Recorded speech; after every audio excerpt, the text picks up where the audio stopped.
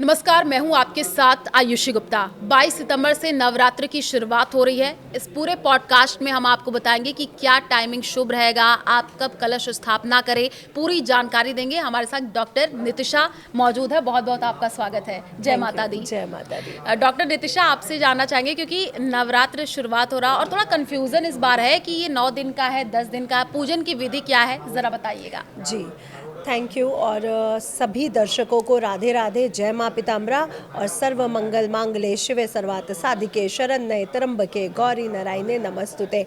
तो हम उनकी शरण में जाते हुए, उनको नमस्कार करते हुए अपनी वाणी से उनके बारे में बात करने जा रहे हैं। तो माँ के ये नवरात्रे इस बात के बहुत शुभ है आयुषी जी। हाँ। पहली बात तो इस पूरे नवरात्रों में अगर आप 50 वर्ष 100 वर्ष का भी पंचांग उठा के देखते हैं तो 4 रवि योग और 3 सर्वात सिद्ध योग पड़ रहे हैं। ये बहुत महत्वपूर्ण है। और नवरात्र की शुरुआत में ही शनि और चंद्रमा का 180 डिग्री विष योग बन रहा है। उसके बाद गज केसरी योग भी बन रहा है, बुद्ध आदित्य राजयोग भी बन रहा है, और आपको बता दूं कि लक्ष्मी नारायण राजयोग भी बन रहा है। तो ये नवरात्रे क्योंकि संयोग इतने शुभ पड़ रहे हैं कि बहुत खास हुआ जा रहा है। और ये हमारे शास्त्रों में नियमवत लिखा हुआ है कि जो श्राद्ध पक्ष है वो घटते हुए और नवरात्रे बढ़ते हुए बहुत शुभ मानी जाती है। तो ये दूसरा हमें पहलू मिला कि इस बार 10 नवरात्रे हो रहे हैं। हाँ। तो लोग थोड़े से परेशान भी होंगे कि एक व्रत बढ़ रहा है। हाँ जी, एक व्रत आप लोगों का बढ़ रहा है, लेकिन 10 नवरात्रे होने के कारण ये बहुत शुभता का प्रतीक है। तीसरा, जब भी सोमवार के दिन माँ आती हैं तो गज पर यानी हाथी पर सवार होके आती है। गज पर सवारी अभी हमने आयुषी जी देखा कि पंजाब में, हिमाचल प्रदेश में हमारी खेती बाड़ी किसानों के साथ कितने बुरे बुरे वो रहे।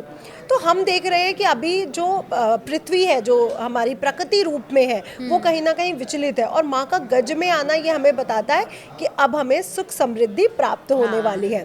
तो इस बार के नवरात्रे पहले तो आप लोगों को क्लियर करूँ, बहुत स्पेशल है, बहुत अच्छे रहने वाले हैं। और 10 दिन होने की वजह से आप बिल्कुल वो मत होइए, क्योंकि 10 दिन बढ़ना ये अच्छी बात है, ये शुभता का संकेत है जो बढ़ रहे हैं। अब मैं आपको ये बताऊंगी, कुछ लोग कह रहे हैं कि तीसरा नवरात्रा बढ़ रहा है। हाँ। पहले तो अगर हम बनारस के पंचांग की बात करते हैं तो नवरात्रा चौथा बढ़ रहा है, यानी तीसरा बढ़ता हुआ नजर आ रहा है, क्योंकि सुबह 7:30 बजे, 7:45 बजे खत्म हो रहा है, यानी 3 पहर के बाद वो खत्म हो रहा है।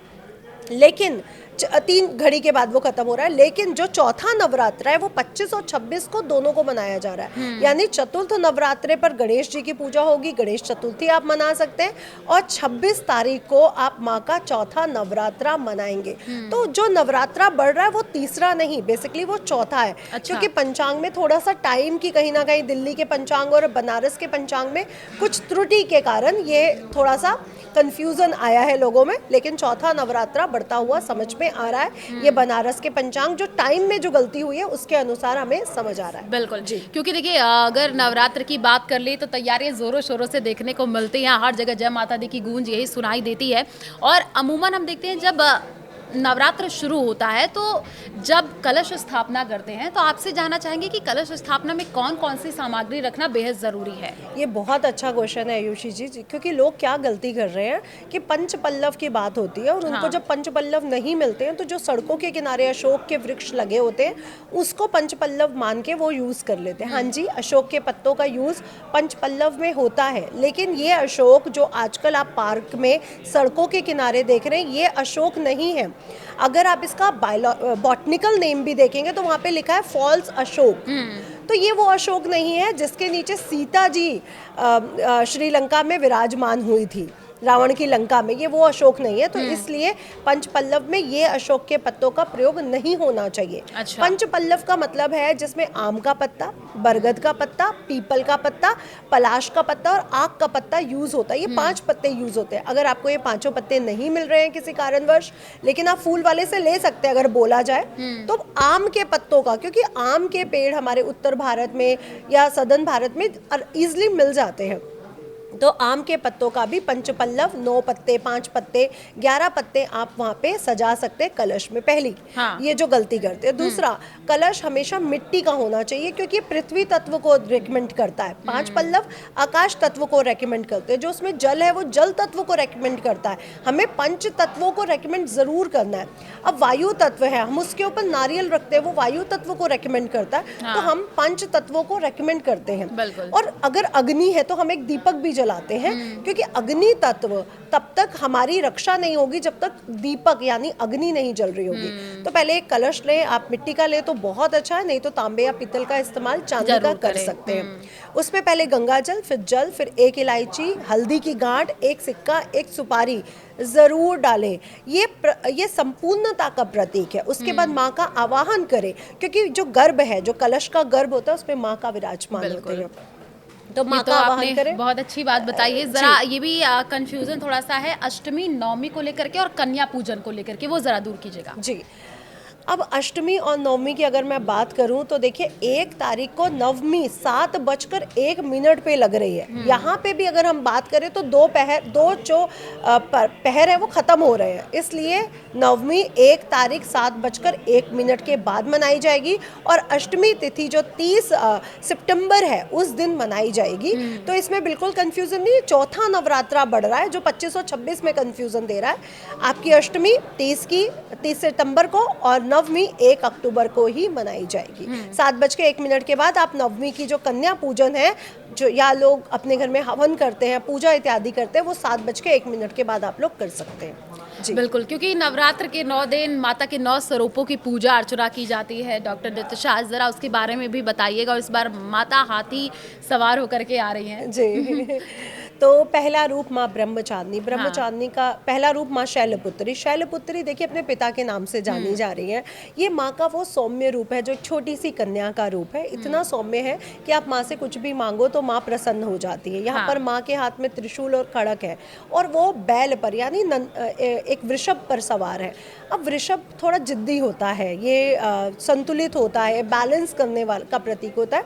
तो यहाँ पर बच्चे आप देखिए बैलेंस भी कर लेते हैं, कोई बात मान भी जाते हैं और किसी बात पे जिद भी कर लेते हैं। माँ को आज के दिन आपने देसी घी का भोग जरूर लगाना है, गाय के शुद्ध घी का, और साथ ही साथ पीले वस्त्र माँ को पोशाक पहनानी है पीले रंग की, और आप भी पीले रंग के वस्त्र पहन सकते हैं। दूसरा रूप है माँ ब्रह्मचारिणी के रूप से ही पता चल रहा है तपोबल, संयम, आत्मविश्वास। तो माँ, अगर जो लोग बच्चों को शिक्षा में कोई अवरोध आ रहे हैं वो माँ ब्रह्मचारिणी की पूजा जरूर करें। उनको सफेद रंग की पोशाक पहनाना बिल्कुल ना भूलें। और आज के दिन जो भोग रहता है वो रहता है मिश्री और शक्कर का या दूध का। बिल्कुल, तो सफ़ेद चीज़ों का माँ को भोग लगाएं और खुद भी सफ़ेद रंग के वस्त्रों का या हल्के रंग के वस्त्रों का इस्तेमाल करना बिल्कुल ना भूलें। तीसरा जो रूप है माँ का चंद्रघंटा रूप। यहाँ पे माँ की 10 भुजाएं हैं और माँ सिंह पर सवार है। यहाँ ब्रह्मचारिणी तक माँ की 2 भुजाएं दिख रही हैं, यहाँ पे सीधा 10। यानी माँ अपने स्किल्स को, अपने सारे जो उनकी ऊर्जाएं हैं, चाहे वो युद्ध कौशल है, चाहे वो परिवार को चलाना है, सभी प्रकार के स्किल्स को लेके आगे बढ़ रही है। चंद्रघंटा रूप में उनके मस्तक पर एक चंद्रनुमा घंटी विराजमान है, जो उनके सभी तरह की क्रिएटिविटी, सभी तरह के स्किल्स को दर्शाती है। तो जो लोगों को जॉब में परेशानी आ रही है, अपने स्किल्स के अनुसार जॉब नहीं लग रही है, वो माँ चंद्रघंटा की पूजा कर सकते हैं। आज के दिन गुलाबी रंग का, नारंगी रंग का इस्तेमाल आप लोग कर सकते हैं। और अगर आप लोग घंटियाँ मंदिर में जाकर के लगवाते हैं तो माँ को बहुत जल्दी प्रसन्न हो जाती हैं। और साथ ही साथ अपने गले में भी अगर आप चंद्र यंत्र या चंद्रमा पहनना चाहें तो पहन सकते हैं। माँ का जो आज प्रिय भोग रहेगा वो रहेगा मालपुआ। मालपुए का भोग लगाना बिल्कुल ना भूलें। चंद्रघंटा के बाद जो चौथा रूप है वो है माँ कुष्मांडा का। यहाँ माँ सिंह पर सवार है और गर्भवती महिला में दिख रही हैं। अच्छा। तो इसी दिन माँ ने सारे ब्रह्मांड की रचना की थी, इसीलिए उसे कुष्मांडा कहा गया है।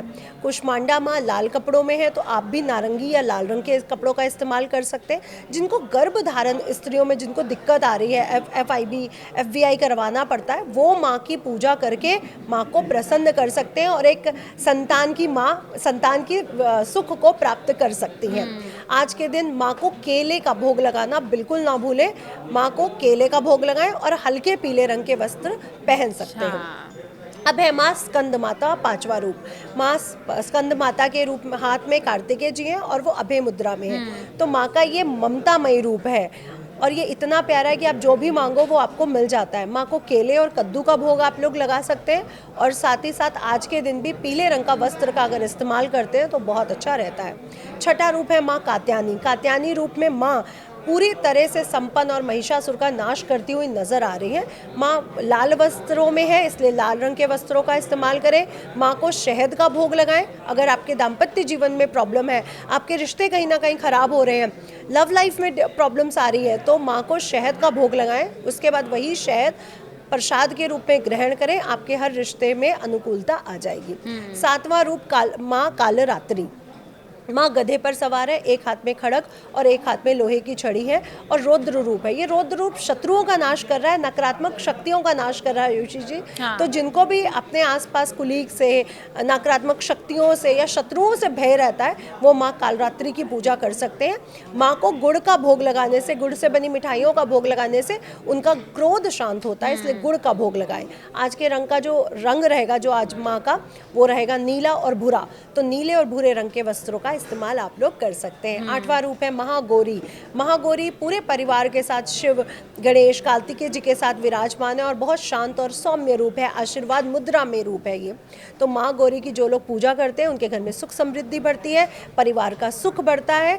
आज के दिन माँ को लाल रंग के वस्त्र चढ़ाना बिल्कुल ना भूलें। नारियल से बनी मिठाई या नारियल से बनी खीर जरूर खिलाएं। जो लोग आज कन्या पूजन करते हैं युषि जी, वो पूरी, छोले, हलवा बना सकते हैं ओके। उनके लिए। लेकिन मैं एक बात यहाँ पे आपसे जोड़ना चाहूंगी कि देखिए, महागौरी आठवां रूप है।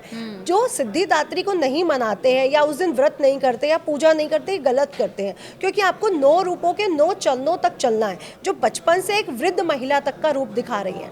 तो माँ का जो नवा सिद्धिदात्री रूप है, वो है उस महिला का जो पूरी तरह से संपन्न है, अष्ट सिद्धियां, नव नदियां लेके बैठी है। जब आप नानी दादी बन जाते हो तो आपके पास प्रॉपर्टी, पैसा, सब कुछ होता है, एक नॉलेज, एक संस्कार होता है, तो वो अपने बच्चों को आगे ट्रांसफर करने का रूप है।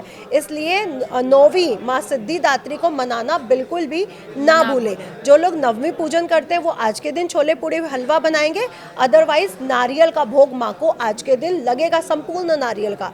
आज के दिन हवन किया जाएगा और माँ को विदाई भी दी जाएगी। और साथ ही साथ आज के दिन बैंगनी रंगों का इस्तेमाल करें। माँ को बैंगनी रंग बहुत प्रिय है और भोग में नारियल से बनी वस्तुएं चढ़ा सकते हैं। अब विजयदशमी पर भी बात कर लेते हैं। विजयदशमी बहुत स्पेशल है क्योंकि माँ के भक्तों ने आज विजयदशमी को सेलिब्रेट किया था, क्योंकि महिषासुर का नाश किया नवमी पर। तो विजयदशमी बहुत सेलिब्रेट है। आज के दिन भी अपने घर में हवन करें, शमी का वृक्ष लगाएं और अपने सभी शत्रुओं पर, अपनी सभी बुराइयों पर विजय प्राप्ति के लिए विजयदशमी माँ की पूजा करके माँ को विदा करें। तो ये बहुत 10 दिन का जो प्रोसेस है, बहुत शुभता का और आपने प्रतीक बहुत है। अच्छे से बताया है कि क्या बातों का ध्यान रखें, क्या खास उपाय करें। अगर इस तरीके से करते हैं तो जाहिर सी बात है, माँ के 9 स्वरूपों की कहते हैं पूजा अगर आप श्रद्धा से करें, मन से करें, तो कृपा बरसेगी। शुक्रिया डॉक्टर नितिशा, हमारे साथ जुड़ने के लिए बहुत बहुत धन्यवाद।